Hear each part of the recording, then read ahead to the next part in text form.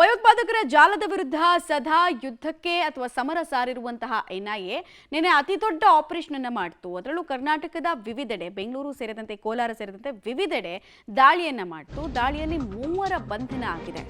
ಈ 3 ಹಿನ್ನೆಲೆಯನ್ನು ತಿಳ್ಕೊಂಡ್ರೆ ಒಂದು ಸಲ ಹೌಹಾರೋ ರೀತಿ ಇದೆ. ಯಾಕಂದ್ರೆ ಪರಪ್ಪನ ಅಗ್ರಹಾರದ ಮನೋವೈದ್ಯನಾಗಿದ್ದಂತಹ ಡಾಕ್ಟರ್ ನಾಗರಾಜ್ ಅರೆಸ್ಟ್ ಆಗಿದೆ. ಈತ ಅಕ್ಯೂಸ್ಡ್. ತನಿಖೆ ವೇಳೆ ಸ್ಫೋಟಕ ಸತ್ಯಗಳು ಆಚೆ ಬಂದಿದೆ. ನಾಗರಾಜ್ನ ಕಳ್ಳ ಕೃತ್ಯಕ್ಕೆ ಆಪ್ತೆ ಪವಿತ್ರ ಸಾಥ್ ಕೊಡ್ತಾ ಇದ್ದಿದ್ದು ತಿಳಿದು ಬರ್ತಾ ಇದೆ. ಉಗ್ರರಿಗೆ ಈ ಡಾಕ್ಟರ್ ನಾಗರಾಜ್ ನೆರವನ್ನ ಕೊಡ್ತಾ ಇದ್ನಂತೆ. ನಾಗರಾಜ್ಗೆ ಪವಿತ್ರ ಮೊಬೈಲ್ ಅನ್ನ ಜೈಲಿನ ಒಳಗೆ ಸ್ಮಗಲ್ ಮಾಡೋದಕ್ಕೆ ಅಂತ ಹೇಳಿ ಈಕೆ ಪರ್ಚೇಸ್ ಮಾಡ್ತಾ ಇದ್ಲು. ಸೊ ನೆಕ್ಸಸ್ ನೋಡಿ, ಅಂದರೆ ಒಂದು ಉಗ್ರರ ಸಿಂಡಿಕೇಟು ಯಾರ್ಯಾರನ್ನ ಬಲೆಗೆ ಹಾಕೊಳ್ತಾರೆ ಅಂತ. ನಾಗರಾಜ್ ಪರಪ್ಪನ ಅಗ್ರಹಾರದ ಮನೋವೈದ್ಯನಾಗಿದ್ದ. ಅಲ್ಲೊಂದು ಕೌನ್ಸಿಲಿಂಗ್ ಎಲ್ಲ ಮಾಡೋದಕ್ಕೆ ಬರುವಂತಹ ಆರೋಪಿಗಳಿಗೆ ಅಥವಾ ಅಪರಾಧಿಗಳಿಗೆ ಅನ್ನೋದು ಒಂದು ಸೆಲ್ ಇರುತ್ತೆ. ಅದನ್ನು ಹೇಗೆ ಉಗ್ರರು ತಮ್ಮ ನೆಟ್ವರ್ಕನ್ನು ಅಥವಾ ತಮ್ಮ ಬೇಳೆ ಬೇಯಿಸ್ಕೊಳ್ಳೋದಕ್ಕೆ ಅಂತ ಹೇಳಿ ಉಪಯೋಗಿಸ್ತಾ ಇದ್ರು, ಸರ್ಕಾರಿ ವ್ಯವಸ್ಥೆಯನ್ನು ಹೇಗೆ ಉಪಯೋಗಿಸ್ಕೊಳ್ತಾ ಇದ್ರು ಅನ್ನೋದಕ್ಕೆ ಇದೊಂದು ಸಣ್ಣ ಎಕ್ಸಾಂಪಲ್ ಅಷ್ಟೇ. ಇದೊಂದು ಸಣ್ಣ ಎಕ್ಸಾಂಪಲ್ ಅಷ್ಟೇ. ಈತ ಏನು ಮಾಡ್ತಿದ್ದ ಅಂದರೆ, ಜೈಲಲ್ಲಿರುವಂತಹ ಉಗ್ರರಿಗೆ ಮೊಬೈಲನ್ನು ಸ್ಮಗಲ್ ಮಾಡ್ತಾ ಇದ್ದ ಒಳಗೆ. ನಾವು ರೇಡ್ ಆದಾಗಲೆಲ್ಲ ಇಷ್ಟು ಮೊಬೈಲ್ ಸಿಕ್ತು, ಅಷ್ಟು ಮೊಬೈಲ್ ಸಿಕ್ತು, ಸಿಬ್ಬಂದಿಗಳ ಗಮನಕ್ಕೆ ಬರದೇ ಇರುತ್ತಂತೆಲ್ಲ ಪ್ರಶ್ನೆ ಕೇಳ್ತಾ ಇದ್ವಲ್ಲ, ಆ ಪ್ರಶ್ನೆ ಸರಿ ಇದೆ.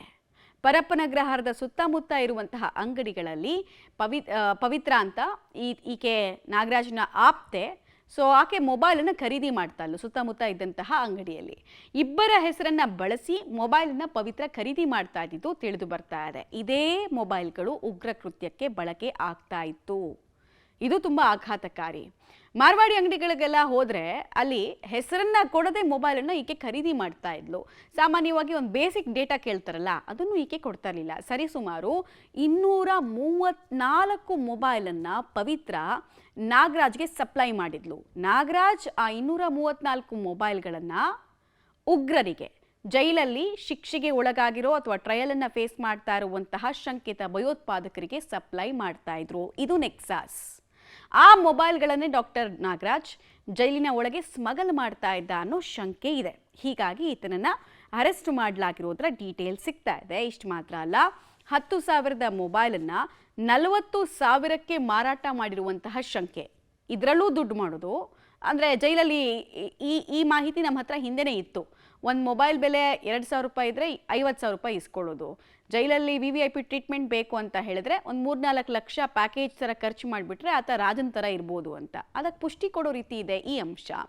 ಟಿ ನಾಸೀರ್ ಜೊತೆಯಲ್ಲಿ ಮಾತ್ರ ಅಲ್ಲ, ಬೇರೆ ಆರೋಪಿಗಳಿಗೂ ಕೂಡ ಈ ನಾಗರಾಜ್ ನೆರವು ಕೊಡ್ತಿದ್ದ ಅನ್ನುವಂತಹ ವಿಚಾರ ತಿಳಿದು ಬರ್ತಾ ಇದೆ. ಹೀಗಾಗಿ ಈ ಅರೆಸ್ಟ್ ಬಹಳ ದೊಡ್ಡ ಸಂಗತಿಗಳನ್ನು ಹೊರಗೆ ಹಾಕ್ತಾ ಇದೆ. NIA ಇನ್ವೆಸ್ಟಿಗೇಷನಲ್ಲಿ ಕೇವಲ ಹಣಕ್ಕೋಸ್ಕರ ಇವರು ಈ ಕೆಲಸವನ್ನು ಮಾಡ್ತಾ ಇದ್ರಾ, ಅಥವಾ ಉಗ್ರರು ಇವರನ್ನೇ ಟ್ರ್ಯಾಪಿಗೆ ಬೀಳಿಸಿ ಇವರನ್ನು ಬ್ಲ್ಯಾಕ್ ಮೇಲ್ ಮಾಡ್ತಾ ತಮ್ಮ ಕಾರ್ಯ ಸಾಧನೆ ಮಾಡ್ತಾ ಇದ್ರ ಅನ್ನೋದ್ರ ಮಾಹಿತಿ ಸಿಗಬೇಕು. ಮೇಲ್ನೋಟಕ್ಕೆ ಹಣ ಇಲ್ಲಿ ಕೆಲಸ ಮಾಡೋ ಹಾಗೆ ಮಾಡಿದೆ.